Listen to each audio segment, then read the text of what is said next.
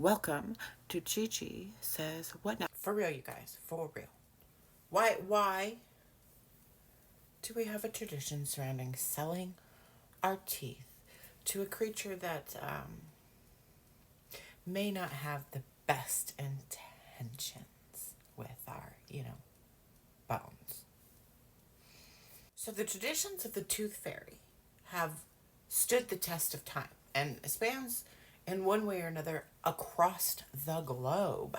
So the Norse, they would buy their children's baby teeth to bring good luck. They're not the only ones that thought, bones would bring good luck. The Vikings used their children's teeth to bring good luck, like in battle. The ancient Greek, they thought that fairies protected the earth, like all of us. Isn't that cool? And in places like Russia, Spain, Mexico, the Middle East, including like Egypt, and some Pacific Rim countries, they have stories and traditions that are centered around, losing your baby teeth that involve mice. Which makes a lot of sense because, like rodents, they continue to regenerate or grow teeth for their entire life. My son once told me, he educated me about what the rat king is. Go look it up. Go look it up. Or don't.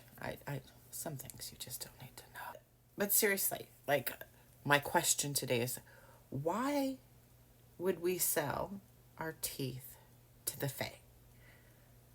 I mean, do y'all know about the fae? I know very, very little about the traditions and folklore that surround fairies and fairy-like creatures. So if you know more, please let me know in the comments or drop link to videos that I could watch because I want to learn more. But from what I do know, like, that just doesn't seem... it just doesn't seem like a good idea. But, we're going to get into that in a little bit. First, I want to know, what would the fae even do with our teeth? So they might, use them to make jewelry, a cute little tooth necklace, or they might use them to build themselves a little home or a giant beautiful castle. Maybe they use them to create new stars in the sky. Whatever it is, though, they definitely want healthy teeth. They would take, one legend says that they would take any tooth that has a dark spot or a cavity, they would throw it into a cave and it would be ground up into fairy dust. And this is one area where size matters.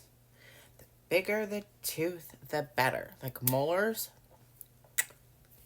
you get top dollar for molars. But just like all superheroes, even the fae have their kryptonite. And it is said that for the fairies, gold teeth. Yeah, that's their kryptonite. They can't, no gold teeth. For me personally, I think I like silver a little better than gold, just the look of it. But those new tooth charms that people are wearing, so beautiful. I want to know what the fairies would think about the little tooth charms that we're using. But it wasn't all traditions that involved selling your teeth to the fae or to mice or anything like that.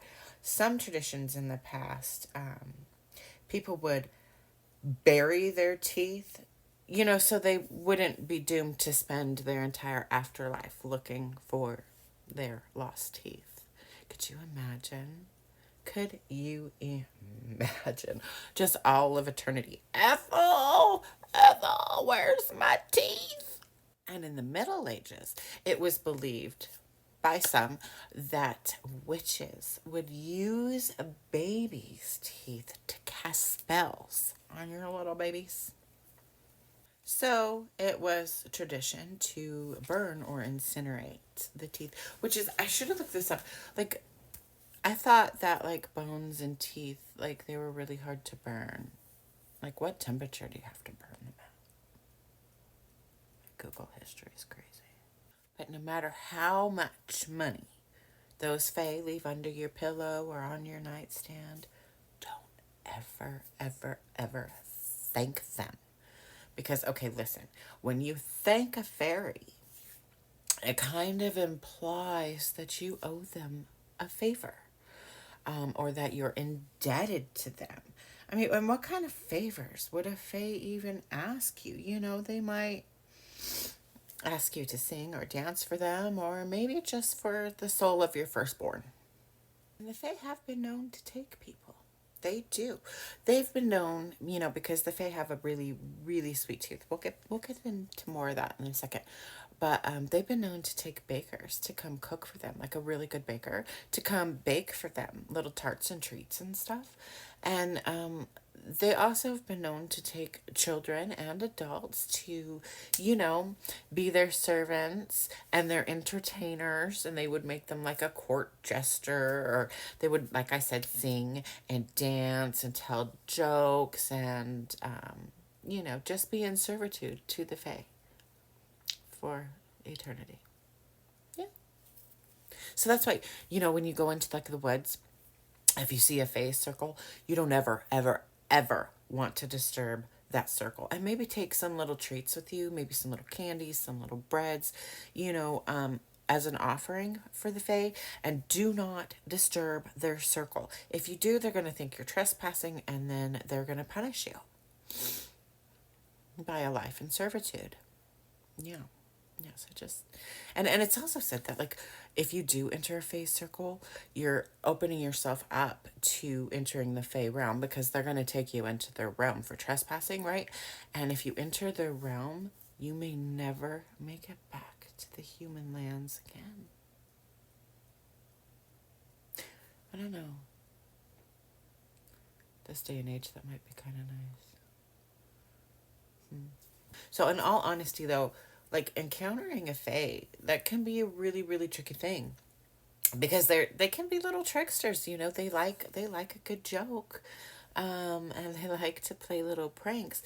But if you give them your name, like your real name, or your government name, or whatever your mother calls you, you know, that kind of, it's believed that that gives them power over you, and you can lose your free will to the fae, because they could totally just manipulate you and, you know, kind of take charge of your life. And, you know, I mean, I actually kind of get that, because I have like 5,000 hours in The Sims. So, yeah, my son, he once, since we're on the subject, he was like 5, maybe 6. And he tells this other little girl that he was swimming with at the pool. And he tells her, "My mom's the tooth fairy." Yeah, I mean, he wasn't wrong, was he? And you never, ever, ever want to enter a romantic relationship or fall in love with the fae. Like, okay, I get it. I write fae smut. And they're so beautiful and ethereal, and they have so much, you know, magical powers. And how do you not fall in love with the fae? Am I right? But seriously, if you do, that kind of bond can also usher you into an eternity of servitude towards them, to them. Yeah. Because maybe they're just not going to love you back, but they will take advantage. To my earlier question, the whole question, why in the world are we selling our teeth to fairies? We're inviting them into our homes, into our children's bedroom, to take our bones and leave us, what, a quarter, $1, $50, whatever. I mean, I never give my kids $50, did you? But you know what I'm saying. Like, why would we invite that into our lives? Well, you know, maybe it's because it's a fun tradition. It's fun, and it's sweet, and it's cute, and it can help ease the pain and the fear that comes with, you know, a tooth falling out of your head. Anyway, thank you so much for joining me today for another episode of Gigi Says What Now? I am so happy that you were here. If you are new here, my name is Genevieve. My friends call me Gigi, and I hope you will be my friend. And remember, until next time, that you are valid, you are worthy, and you are loved. Okay, bye.